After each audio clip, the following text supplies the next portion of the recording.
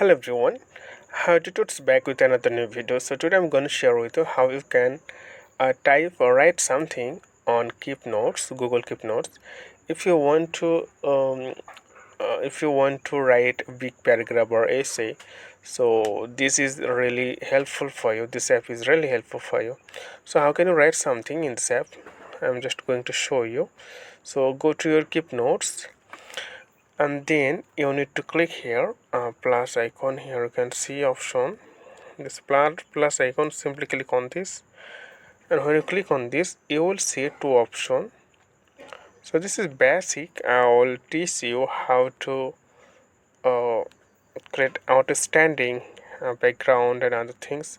So here is title, so you can title. I'm just typing something like YouTube videos,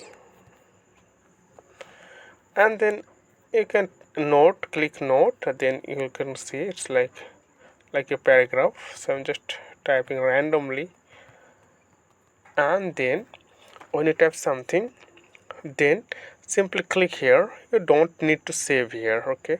It will save automatically. You can see, just go back from this arrow and it will save here. You can see it's just save. Whenever you join here, you can edit and you can modify or you can change anything. So okay friend, today is Noman. Thank you for watching this video.